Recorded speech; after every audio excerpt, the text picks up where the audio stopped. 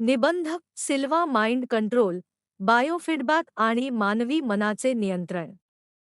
सिल्वा mind control पद्धतीच्या अपेंडिक्समध्ये दिलेल्या माहितीमध्ये मानवी शरीर आणि मनाच्या नियंत्रणाबद्दल अत्यंत महत्त्वाचे वैज्ञानिक निरीक्षण मांडले आहे. पूर्वी वैज्ञानिकांना असे वाटत होते की हृदयाचे ठोके, शरीराचे तापमान आणि इतर अंतर्गत प्रक्रिया या पूर्णपणे स्वयंचलित, इन्व्हॉलंटरी असतात आणि त्यावर मनुष्याचे नियंत्रण नसते. मात्र, योगी आणि ध्यान करणाऱ्या लोकांच्या अनुभवांमुळे या समजुतीवर प्रश्न निर्माण झाला. पूर्वी योगी लोक स्वतःच्या हृदयाची गती कमी जास्त करू शकतात किंवा शरीराचे तापमान बदलू शकतात, असे सांगितले जात होते. तसेच, हिप्नोसिस, संमोहन अवस्थेत काही लोकांच्या शरीरात फोड, ब्लिस्टर्स निर्माण होणे किंवा हृदयाचे ठोके नियंत्रित करणे शक्य होते. पण या गोष्टींना वैज्ञानिकांनी फारसे गांभीर्याने घेतले नव्हते. मात्र, बायोफीडबॅक या तंत्राच्या शोधामुळे वैज्ञानिकांची विचारसरणी बदलली. बायोफीडबॅक म्हणजे शरीरातील प्रक्रिया कशा चालू आहेत याची लगेच माहिती, फीडबॅक, मिळणे. या माहितीच्या आधारे व्यक्ती स्वतःच्या शरीरातील प्रक्रिया नियंत्रित करायला शिकते. उदाहरणार्थ, मानसशास्त्रज्ञ डॉक्टर नील मिलर यांनी प्राण्यांवर प्रयोग करून दाखवले की बक्षीस, रिवॉर्ड देऊन हृदयाचे ठोके नियंत्रित करता येतात. त्याचप्रमाणे डॉ. एल्मर ग्रीन यांनी मानवांवर प्रयोग करून दाखवले की लोक स्वतःच्या हातांचे तापमान बदलू शकतात, एक हात गरम आणि दुसरा थंड ठेवणे शक्य आहे. तसेच, डॉक्टर कामिया यांच्या संशोधनातून असे दिसून आले की लोक आपल्या मेंदूच्या लहरी, ब्रेन वेव्हज, विशेषतः अल्फा वेव्ह, 8 ते 13 हर्ट्झ, नियंत्रित करू शकतात. या अल्फा लहरी शांत आणि रिलॅक्स अवस्थेशी संबंधित असतात. याच संदर्भात ट्रान्सेंडेंटल मेडिटेशन आणि सिल्वा माइंड कंट्रोल यांसारख्या पद्धतींचा वापर करून लोक शरीर आणि मन शांत ठेवण्याचा प्रयत्न करतात. सिल्वा माइंड कंट्रोल कोर्स करणाऱ्या लोकांनी सांगितले की त्यांना खोल रिलॅक्सेशन मिळते आणि ते आपल्या मेंदूच्या लहरी नियंत्रित करू शकतात. 1971 मध्ये डॉक्टर एफ. जे. ब्रेमनर यांनी या दाव्यांची चाचणी घेतली. त्यांनी 2 गटांवर प्रयोग केला. एका गटाला पावलॉव्ह पद्धतीने प्रशिक्षण दिले गेले, ज्यात आवाज, क्लिक आणि प्रकाश, स्ट्रोब लाईट यांच्या सहाय्याने अल्फा वेव्ह तयार केली जात होती. दुसऱ्या गटाला सिल्वा माइंड कंट्रोल पद्धतीने प्रशिक्षण दिले गेले. दोन्ही गटांमध्ये अपेक्षित बदल दिसून आले, त्यांच्या मेंदूमध्ये अल्फा वेव्हचे प्रमाण वाढले.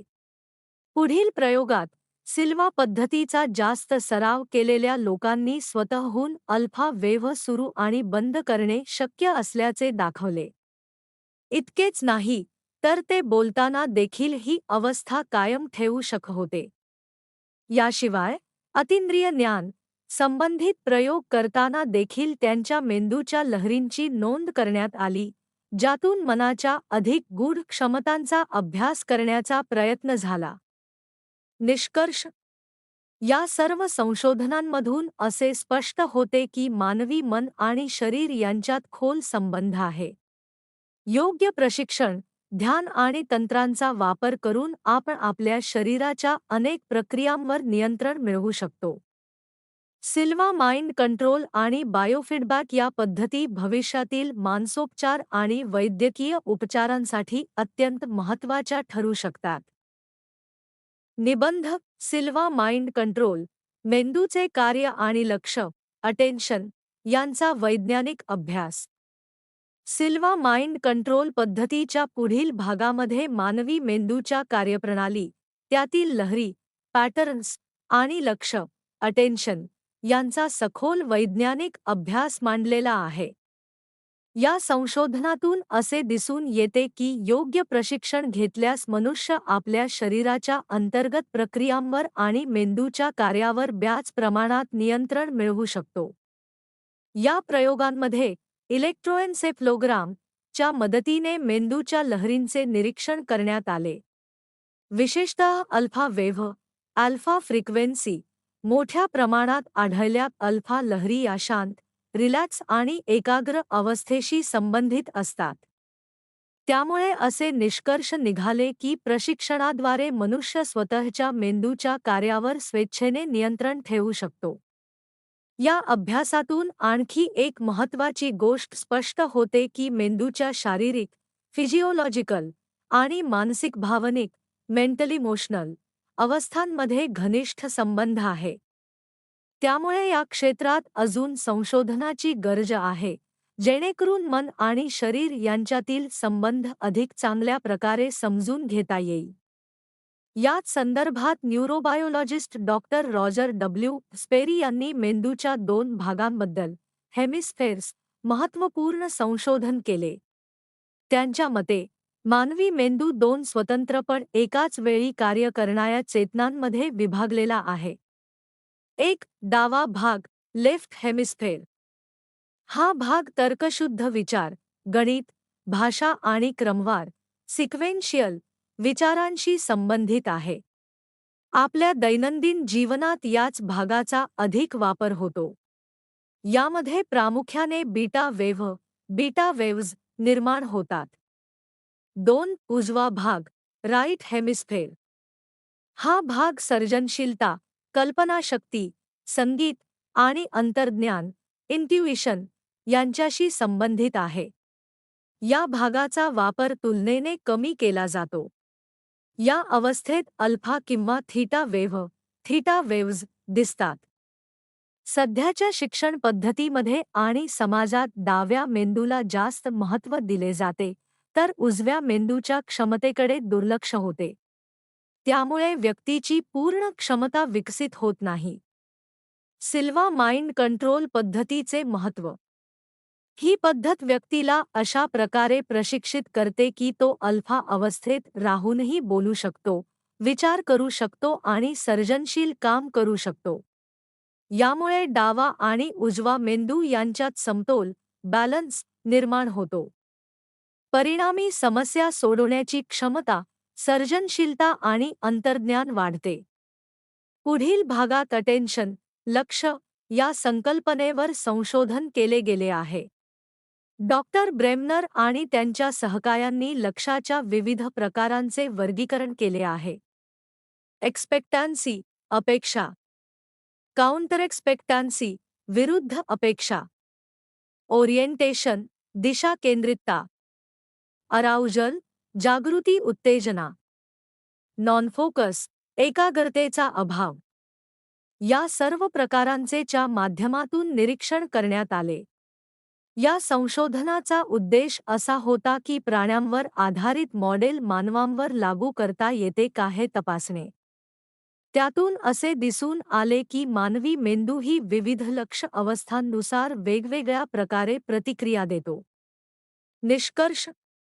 या सर्व अभ्यासांमधून असे स्पष्ट होते की मानवी मेंदू अत्यंत लवचिक आणि शक्तिशाली आहे. योग्य प्रशिक्षण आणि तंत्रांच्या मदतीने आपण आपल्या मेंदूच्या दोन्ही भागांचा संतुलित वापर करू शकतो. सिल्वा माइंड कंट्रोल पद्धती केवळ मानसिक शांतता देत नाही, तर सर्जनशीलता, एकाग्रता आणि समस्या सोडवण्याची क्षमता वाढवण्यासही मदत करते. भविष्यात या क्षेत्रातील संशोधनामुळे मानसशास्त्र आणि वैद्यकीय क्षेत्रात मोठे बदल घडू शकतात. निबंध. मानवी लक्ष, अटेन्शन, प्रयोग आणि अंतर्मनाचा वैज्ञानिक अभ्यास.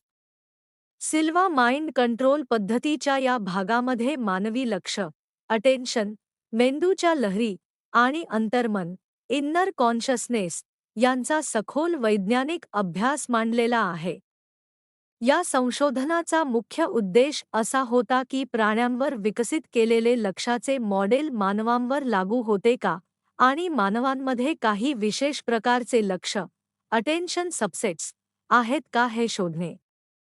या प्रयोगामध्ये एक्सपेक्टन्सी, अपेक्षा या लक्षाच्या प्रकारावर विशेष भर देण्यात आला. एक्सपेक्टन्सी म्हणजे एखाद्या व्यक्तीला हे शिकवले जाते की स्टिम्युलस अनंतर स्टिम्युलस बी येणार आहे. म्हणजेच एखाद्या घटनेनंतर दुसरी घटना येईल याची मानसिक तयारी. हे तपासण्यासाठी क्लासिकल कंडिशनिंग पद्धतीचा वापर करण्यात आला. हीच पद्धत पूर्वी प्राण्यांवर प्रयोग करताना वापरण्यात आली होती. मात्र प्राण्यांमध्ये थीटा लहरी जास्त आढळतात, तर मानवांमध्ये अल्फा लहरी 8 ते 13 हर्ट्झ अधिक प्रमाणात दिसतात.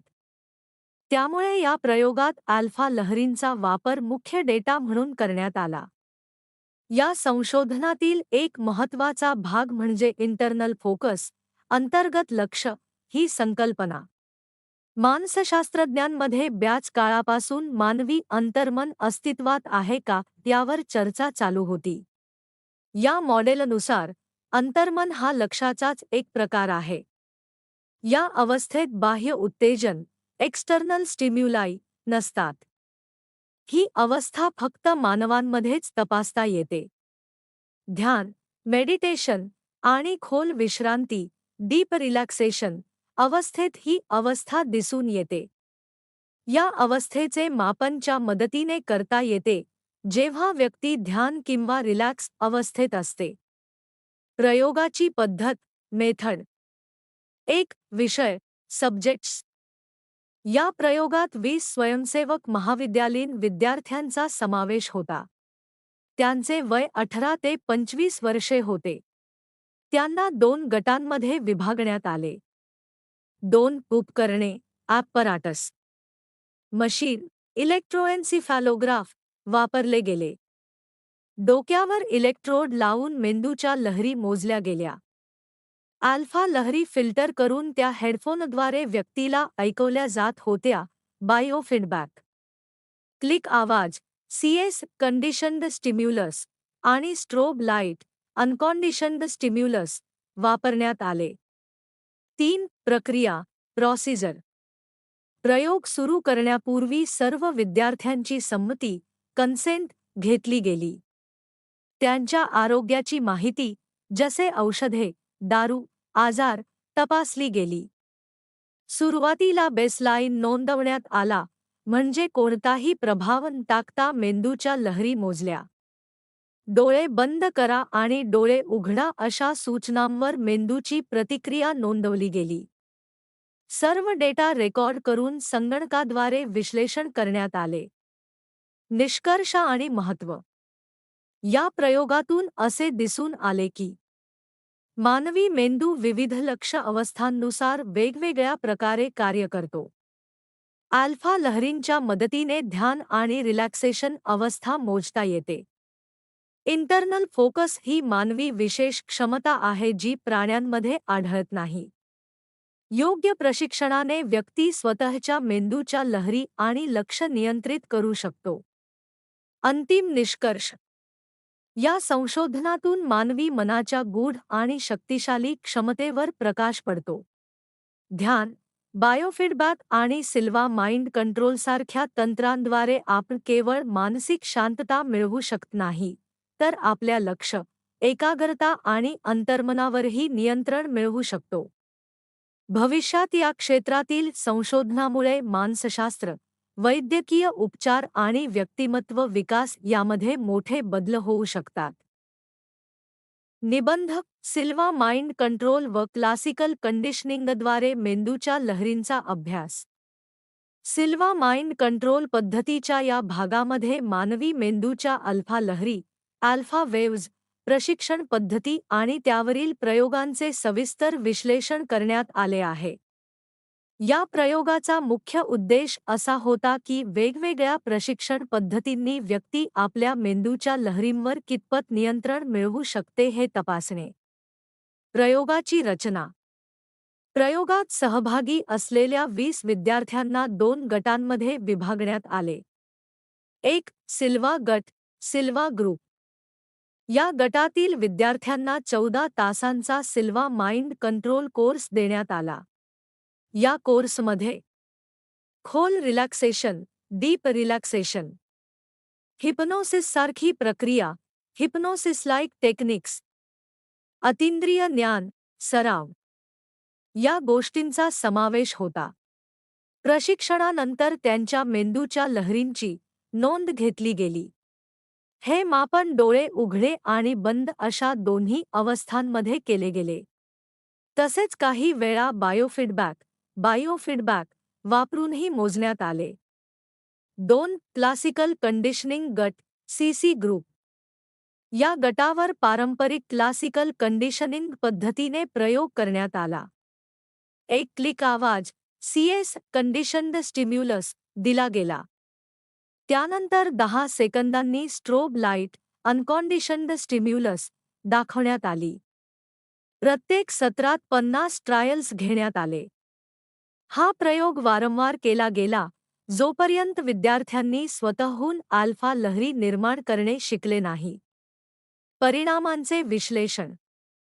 प्रयोगातील डेटा 10 सेकंदांच्या भागांमध्ये इपॉक्स विभागून संगणकाद्वारे विश्लेषण करण्यात आला. मधील विविध लहरींचे प्रमाण पाऊवर मोजण्यात आले. सीसी गटाचे निष्कर्ष. सुरुवातीला अल्फा लहरी स्पष्ट दिसत नव्हत्या. प्रशिक्षणानंतर 8 ते 9 हर्ट्झ या अल्फा श्रेणीत लक्षणीय वाढ दिसून आली. बायोफीडबॅक दिल्यानंतर अल्फा लहरींमध्ये आणखी सुधारणा झाली. मेंदूच्या लहरी अधिक केंद्रित फोकस्ड झाल्या. सिल्वा गटाचे निष्कर्ष. सिल्वा प्रशिक्षण घेतलेल्या विद्यार्थ्यांनी देखील अल्फा लहरी निर्माण केल्या. ते स्वतःच्या इच्छेनुसार रिलॅक्स अवस्थेत जाऊ शकत होते. मात्र अल्फा लहरींचे प्रमाण सीसी गटापेक्षा थोडे कमी होते. तरीही त्यांनी मेंदूवर स्वेच्छेने नियंत्रण मिळवण्याची क्षमता दाखवली. महत्त्व आणि निष्कर्ष.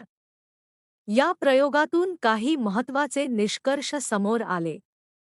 मानवी मेंदू प्रशिक्षणाद्वारे बदलू शकतो. प्लास्टिसिटी. क्लासिकल कंडिशनिंग आणि सिल्वा माइंड कंट्रोल दोन्ही पद्धती प्रभावी आहेत. बायोफीडबॅकमुळे मेंदूच्या लहरी नियंत्रित करणे अधिक सोपे होते. सिल्वा पद्धतीमुळे व्यक्ती स्वतःच्या मनावर स्वेच्छेने नियंत्रण मिळवू शकते. सिल्वा माइंड कंट्रोल पद्धती केवळ वैज्ञानिक प्रयोगापुरती मर्यादित नसून ती मानसिक शांतता, एकाग्रता आणि सर्जनशीलता वाढवण्यासाठी उपयुक्त ठरू शकते. अंतिम विचार. या संशोधनातून असे दिसून येते की मानवी मन अत्यंत शक्तिशाली आहे. योग्य प्रशिक्षण, ध्यान आणि तंत्रांच्या मदतीने आपण आपल्या मेंदूच्या कार्यावर नियंत्रण मिळवू शकतो. सिल्वा माइंड कंट्रोल आणि क्लासिकल कंडिशनिंग या दोन्ही पद्धती मनाच्या विकासासाठी महत्त्वाच्या ठरतात. भविष्यात या क्षेत्रातील संशोधनामुळे मानसिक आरोग्य, शिक्षण आणि व्यक्तिमत्व विकास यामध्ये नवे मार्ग खुल्या होतील. निबंध. सिल्वा माइंड कंट्रोल, लक्ष, अटेन्शन आणि इंटरनल फोकस यांचा वैज्ञानिक अभ्यास. सिल्वा माइंड कंट्रोल पद्धतीच्या या भागात मेंदूच्या लहरींमधील बदल, लक्षाच्या विविध प्रकारांचा अभ्यास आणि इंटरनल फोकस या महत्त्वाच्या संकल्पनेवर सखोल चर्चा करण्यात आली आहे. या संशोधनातून मानवी मनाच्या कार्यपद्धतीबद्दल अनेक महत्त्वाचे निष्कर्ष समोर आले आहेत. प्रयोगातील निरीक्षणे. या प्रयोगात 2 गटांचा सिल्वा आणि क्लासिकल कंडिशनिंग सीसी अभ्यास करण्यात आला. दोन्ही गटांमध्ये मेंदूच्या लहरींमध्ये अल्फा फ्रिक्वेन्सी बदल दिसून आले. दोन्ही गटांमध्ये फ्रिक्वेन्सी शिफ्ट, लहरींचा बदल एकाच दिशेने झाला. बायोफीडबॅक दिल्यानंतर दोन्ही गटांमध्ये समान प्रकारचा परिणाम दिसून आला. सिल्वा गटामध्ये फ्रिक्वेन्सी शिफ्ट जास्त असल्याचे दिसले, परंतु सुरुवातीच्या बेसलाइन फरकांमुळे हे पूर्णपणे निश्चित सांगता येत नाही. यावरून असे स्पष्ट होते की दोन्ही पद्धती, सिल्वा माइंड कंट्रोल आणि क्लासिकल कंडिशनिंग, मेंदूच्या कार्यावर प्रभाव टाकतात. एक्सपेक्टन्सी आणि अटेन्शन मॉडेल. या संशोधनातून ब्रेमनर यांनी मांडलेला अटेन्शन मॉडेल योग्य असल्याचे दिसून आले. विशेषतः एक्सपेक्टन्सी, अपेक्षा, हा लक्षाचा प्रकार प्रयोगात स्पष्टपणे दिसून आला. सुरुवातीच्या अवस्थेत बेसलाइन ग्राफ सपाट, फ्लॅट होता. कंडिशनिंग नंतर ग्राफ अधिक स्पष्ट आणि केंद्रित पीक्ड झाला. यावरून असे दिसते की मेंदू अपेक्षेनुसार एक्सपेक्टॅन्सी प्रतिक्रिया देतो. प्राण्यांवरील आणि मानवांवरील डेटा तुलना केल्यावर दोन्हीमध्ये काही साम्य दिसून आले. जरी फ्रिक्वेन्सी शिफ्ट वेगवेगळ्या दिशेने झाला, तरी त्यामागील कारण मेंदूच्या वेगवेगळ्या भागांशी ब्रेन रिजन्स संबंधित आहे. इंटरनल फोकस मानवी विशेष क्षमता. या अभ्यासातील सर्वात महत्त्वाची संकल्पना म्हणजे इंटरनल फोकस, अंतर्गत लक्ष. सिल्वा गटातील लोकांनी कोणतेही बाह्य उत्तेजन, एक्सटर्नल स्टिम्युलस न वापरता मध्ये बदल घडवले. त्यांनी मेंटल इमेजरी, मनातील चित्रे, कल्पना वापरून अल्फा लहरी निर्माण केल्या. यावरून असे दिसते की मानव स्वतःच्या अंतर्मनावर लक्ष केंद्रित करून मेंदूचे कार्य बदलू शकतो. इंटरनल फोकस ही संकल्पना महत्त्वाची आहे कारण ती कॉन्शसनेस किंवा मेंटल इमेजरी सारख्या गुंतागुंतीच्या संज्ञांऐवजी अधिक स्पष्ट स्पष्टीकरण देते. ही अवस्था ध्यान, मेडिटेशन आणि रिलॅक्सेशनमध्ये दिसते. ही क्षमता फक्त मानवांमध्येच आढळते. मर्यादा आणि टीका. काही संशोधकांनी असे मत मांडले आहे की शांत, अंधाया खोलीत बसल्यावरही अल्फा लहरी वाढू शकतात. त्यामुळे इंटरनल फोकस सिद्ध करण्यासाठी अधिक नियंत्रण, कंट्रोल्स आवश्यक आहेत. तथापि, या प्रयोगात केवळ अल्फा लहरींचे प्रमाण पाहता. फ्रिक्वेन्सी शिफ्ट, पॅटर्नचे स्वरूप यांचा अभ्यास करण्यात आला, त्यामुळे हा प्रयोग अधिक विश्वासार्ह ठरतो. बायोफीडबॅकचे महत्त्व. बायोफीडबॅक दिल्यानंतर सीसी गटात कंडिशनिंग अधिक प्रभावी झाले. सिल्वा गटात व्यक्तींना त्यांच्या इंटरनल फोकसची जाणीव अधिक स्पष्ट झाली. यामुळे मेंदूच्या लहरींवर नियंत्रण मिळवणे अधिक सोपे झाले. निष्कर्ष. या सर्व संशोधनातून खालील गोष्टी स्पष्ट होतात. मानवी मेंदू प्रशिक्षणाद्वारे बदलू शकतो. एक्सपेक्टॅन्सी आणि इंटरनल फोकस हे लक्षाचे महत्त्वाचे प्रकार आहेत. सिल्वा माइंड कंट्रोल पद्धतीमुळे व्यक्ती स्वतःच्या अंतर्मनावर नियंत्रण मिळवू शकते. बायोफीडबॅक तंत्रामुळे मेंदूचे नियंत्रण अधिक प्रभावी होते. अंतिम विचार. सिल्वा माइंड कंट्रोल आणि संशोधनातून मानवी मनाच्या अफाट क्षमतेची जाणीव होते. विशेषतः इंटरनल फोकस ही संकल्पना भविष्यात ध्यान, मानसोपचार आणि व्यक्तिमत्व विकासासाठी अत्यंत उपयुक्त ठरू शकते. योग्य प्रशिक्षण आणि सरावाच्या मदतीने मनुष्य आपल्या मेंदूच्या लहरी, विचार आणि भावनांवर नियंत्रण मिळवू शकतो. हीच या संशोधनाची सर्वात मोठी देणगी आहे. निबंध. इंटरनल फोकस आणि अल्फा लहरींवरील नियंत्रण. सिल्वा माइंड कंट्रोलचा वैज्ञानिक अभ्यास. सिल्वा माइंड कंट्रोल पद्धतीच्या या भागामध्ये मानवी लक्ष, अटेन्शन, इंटरनल फोकस, अंतर्गत लक्ष आणि मेंदूच्या अल्फा लहरींवरील नियंत्रण यांचा अधिक सखोल अभ्यास मांडलेला आहे. या संशोधनाचा मुख्य उद्देश असा होता की मनुष्य स्वतःच्या इच्छेनुसार अल्फा लहरी सुरू आणि बंद करू शकतो का आणि त्याचा संबंध अंतर्मनाशी आहे का हे तपासणे. संशोधनाचा उद्देश. ॲब्स्ट्रॅक्ट. या अभ्यासात इलेक्ट्रोएन्सेफलोग्राम मधील बदलांचा वापर करून इंटरनल फोकस सिद्ध करण्याचा प्रयत्न केला गेला. प्रयोगात वर्बल कमांड, मौखिक आदेश हा स्वतंत्र घटक, इंडिपेंडेंट व्हेरिएबल होता आणि मेंदूतील अल्फा लहरींचे निर्माण, चेंजेस हा परिणाम, डिपेंडेंट व्हेरिएबल होता. पूर्वीच्या संशोधनात असे सुचवले गेले होते की इंटरनल फोकस हा लक्षाचा एक प्रकार आहे. परंतु काही संशोधकांनी टीका केली होती की शांत वातावरणात बसल्यानेही अल्फा लहरी वाढू शकतात. त्यामुळे हा अभ्यास अधिक अचूक पद्धतीने करण्यात आला. या प्रयोगात जर व्यक्ती प्रयोगकर्त्याच्या आदेशानुसार अल्फा लहरी सुरू आणि बंद करू शकली, तर हे इंटरनल फोकसचे ठोस पुरावे मानले गेले. प्रयोगाची पद्धत, मेथड. 1. विषय, सब्जेक्ट्स. या प्रयोगात 10 पुरुष आणि महिला सहभागी झाले. त्यांना आधीपासून अल्फा लहरी निर्माण करण्याचा अनुभव होता. त्यांनी ध्यान, रिलॅक्सेशन आणि काही सायकिक एक्सरसाइजेसचा सराव केला होता. 2. उपकरणे, ॲपराटस. मशीनद्वारे मेंदूच्या लहरी मोजल्या गेल्या. डोक्यावर इलेक्ट्रोड लावण्यात आले. सहभागींचे अनुभव रेकॉर्ड करण्यासाठी मायक्रोफोन वापरण्यात आला. त्यांची हालचाल आणि स्थिती पाहण्यासाठी कॅमेरा लावण्यात आला. 3. प्रक्रिया, प्रोसिजर. सहभागींची आरोग्य माहिती आणि संमती, कन्सेंट, घेतली गेली. सुरुवातीला 5 मिनिटे बेसलाइन नोंदवण्यात आला. त्यानंतर 10 मिनिटे, सिल्वा मेथड, सराव करण्यात आला. नंतर प्रयोगकर्त्याने अल्फा सुरू करा आणि अल्फा थांबवा असे आदेश दिले. सहभागींनी डोळे बंद करून अल्फा लहरी निर्माण केल्या. नंतर त्याच प्रक्रिया डोळे उघडे ठेवूनही केल्या. निरीक्षणे. सर्व सहभागी अल्फा लहरी सहज निर्माण करू शकले. काहींना अल्फा लहरी थांबवणे कठीण गेले, विशेषतः डोळे बंद असताना. तरीही बहुतेकांनी आदेशानुसार अल्फा सुरू आणि बंद करण्याची क्षमता दाखवली. इंटरनल फोकसचे महत्त्व. या प्रयोगातून असे दिसून आले की व्यक्ती स्वतःच्या मनावर लक्ष केंद्रित करून मेंदूच्या लहरी नियंत्रित करू शकते.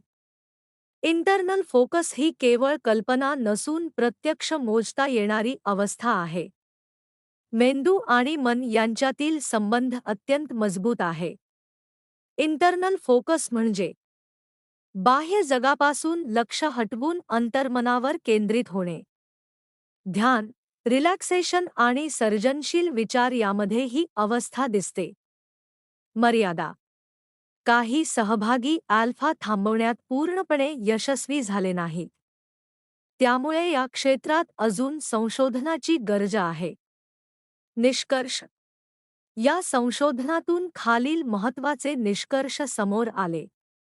मनुष्य स्वतःच्या इच्छेनुसार अल्फा लहरी निर्माण करू शकतो.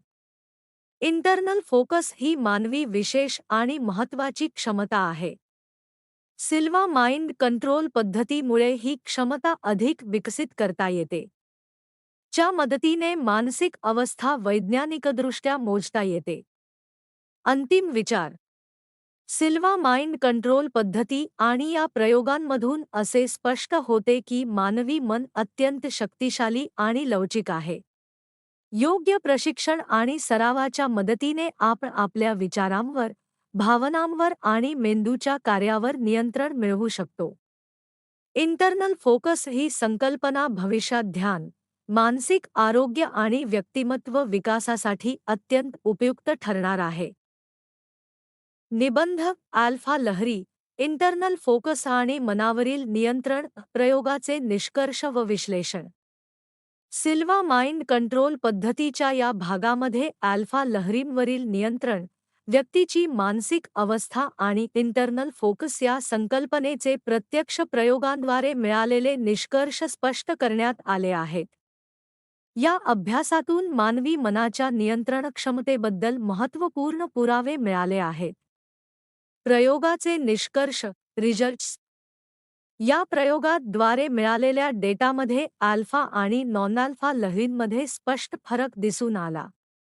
अल्फा लहरींमध्ये सॉटूथ, दातांसारखा, नमुना दिसत होता. स्टॉप आदेश दिल्यानंतर या लहरींची तीव्रता, अँप्लिट्यूड, कमी झाली. यावरून असे दिसून आले की व्यक्ती आदेशानुसार अल्फा लहरी सुरू आणि बंद करू शकते. मेंदूच्या क्रियेमध्ये त्वरित बदल दिसून येतो. काही विशेष निरीक्षणे.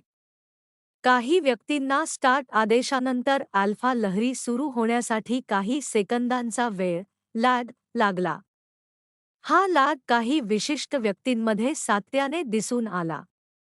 काही वेळा इतर व्यक्तींमध्येही हा उशीर आढळला. व्यक्तींचा अनुभव, वर्बल रिपोर्ट्स. प्रयोगातील सर्व सहभागी व्यक्तींनी सांगितले की ते एका विशिष्ट मानसिक अवस्थेत अटेन्शनल स्टेट होते. त्यांना स्वतःला कधी अल्फा लहरी सुरू आहेत आणि कधी नाहीत हे ओळखता येत होते.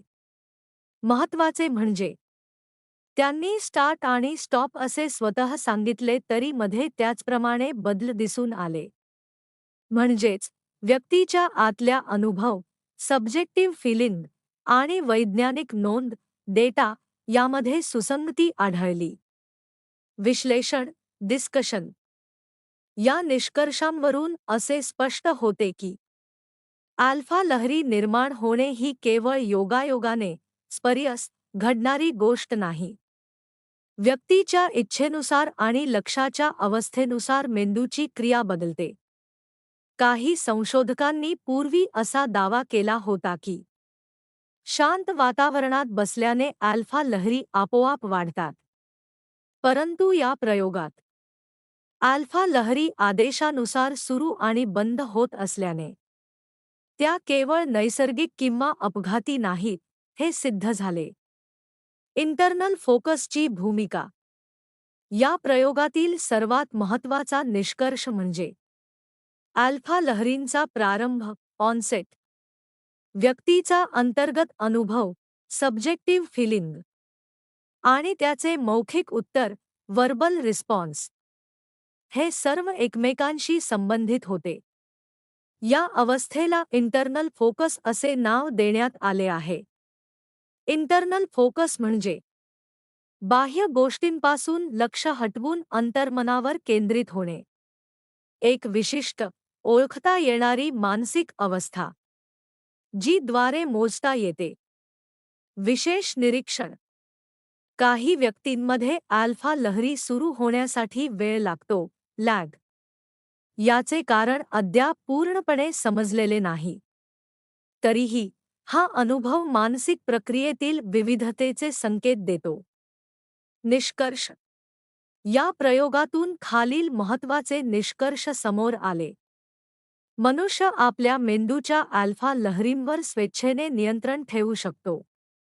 इंटरनल फोकस ही एक वास्तविक आणि मोजता येणारी मानसिक अवस्था आहे.